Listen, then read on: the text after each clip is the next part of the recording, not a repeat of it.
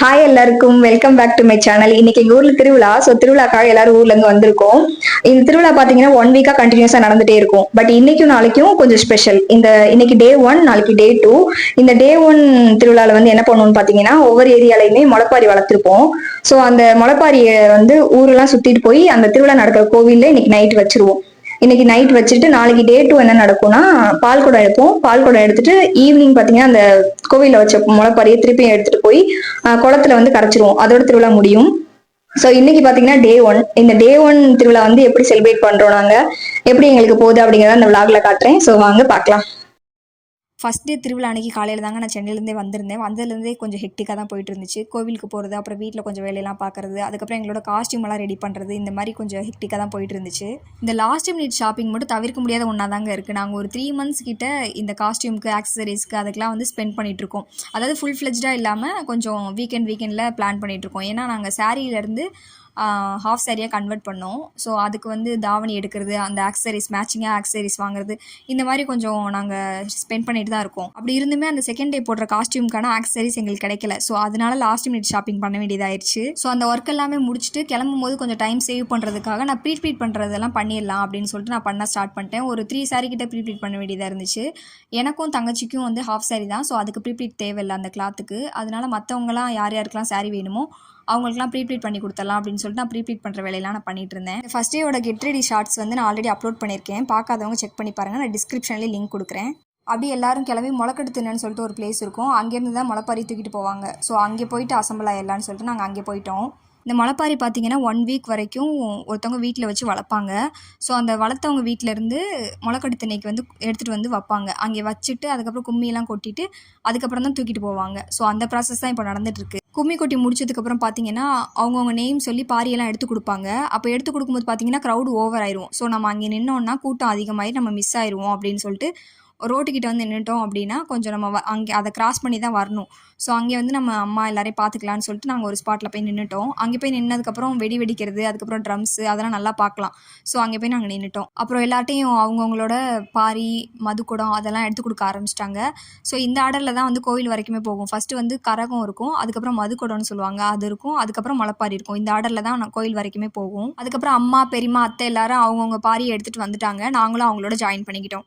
பாரி தூக்க ஸ்டார்ட் பண்ணி கொஞ்சம் தூரத்துலேயே ஒரு தண்ணீர் பந்தல் வருங்க. அது வருஷம் வருஷம் அதே ஸ்பாட்டில் தான் போடுவாங்க. தண்ணீர் பந்தல்னால் தண்ணி மட்டும் இல்லாமல் சர்பத்து, ரோஸ் மில்க் அந்த மாதிரிலாம் கொடுப்பாங்க.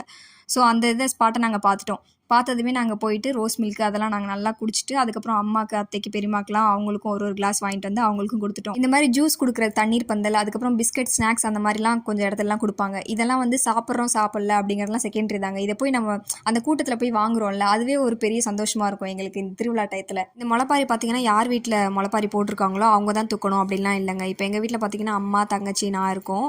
என்னோட ஃப்ரெண்ட்ஸ் வருவாங்க, அப்புறம் தங்கச்சியோட ஃப்ரெண்ட்ஸ் வருவாங்க. இவங்க நாங்கள் எல்லாருமே மாற்றி மாற்றி தூக்கிப்போம். அதே மாதிரி எங்கள் பெரியம்மாவோடது, அத்தையோடது, அவங்களோடதுமே நாங்கள் மாற்றி மாற்றி தூக்கிப்போம். எல்லோரும் இருக்கோம் இல்லையா, அவங்க எல்லோரும் இப்போ கொஞ்சம் தூரம் ரொம்ப தூரம் யார் தூக்கிட்டு வராங்களோ அவங்க தலைவலிக்குது அப்படின்னு சொல்லிட்டாங்கன்னா நாங்கள் மாற்றி மாற்றி அப்படியே தூக்கிட்டு தான் வந்துட்டுருப்போம்.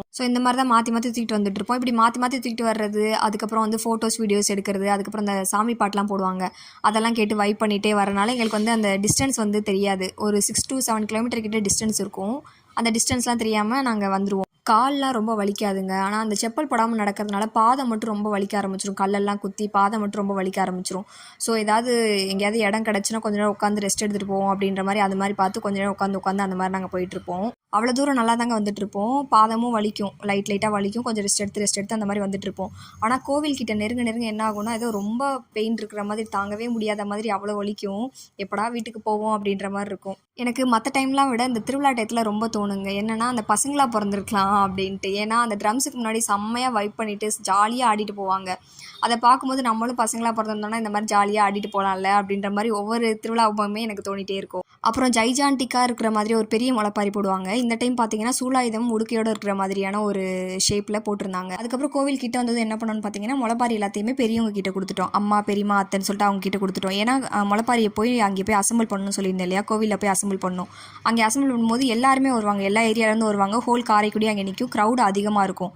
அந்த டைமில் நாங்களும் உள்ளே போனோன்னா க்ரௌடு அதிகம் தான். ப்ளஸ் அந்த க்ரௌடில் நாங்கள் மிஸ் ஆயிடுவோம் அப்படிங்கிறனால அம்மா வாங்கிட்டு எங்கெல்லாம் போக சொல்லிட்டாங்க. அதுக்கப்புறம் நாங்களும் வீட்டுக்கு கிளம்பிட்டோங்க. நடக்கவே முடியல. வீட்டுக்கு நடந்து கூட போக முடியல. அந்தளவுக்கு சரியான கால் வலி. யாராவது கூப்பிட வர சொல்லலான்னு பார்த்தா, அப்பா, அண்ணன், தம்பி எல்லாருமே வந்து அந்த திருவிழா கூட்டத்தில் தான் இருக்காங்க. வண்டி எதுவுமே இல்லை அப்படிங்கிறனால நடந்து தான் போகிற மாதிரி இருக்குது அப்படின்னு சொல்லிட்டாங்க. ஸோ நடந்தே அப்படியே மெதுவாக பேசிக்கிட்டே அப்படியே கிளம்பிட்டோங்க. அப்புறம் வீட்டுக்கு வந்ததும் என்னால் சுத்தமாக முடியல. பயங்கர தலைவலி. அதோட நான் தூங்கிட்டேங்க. நான் தூங்கின கேப்பில் எல்லாரும் சேர்ந்து பண்ணலான்னு வச்சுருந்த ரீல்ஸை ரிஹர்சல் பார்த்து இவங்களும் பண்ணியே முடிச்சிட்டாங்க. அதுக்கப்புறம் காலையில் எழுந்திரிச்சு என்னடா என்னை விட்டுட்டு ரீல்ஸ் பண்ணிட்டீங்க அப்படின்னு சொல்லிட்டு புலம்பிட்டு உட்காந்துருந்தேங்க. இவங்க என்ன சாங்க்கு ரீல்ஸ் பண்ணுறாங்கன்னு ஸ்டெப்ஸை வச்சு கண்டுபிடிக்க முடிஞ்சுன்னா கமெண்ட்டில் ஷேர் பண்ணுங்கள். இப்படி தாங்க எங்களோட ஃபஸ்ட் டே திருவிழா போச்சு. Stay tune for second day vlog. Thank you for வாட்சிங். பாய்.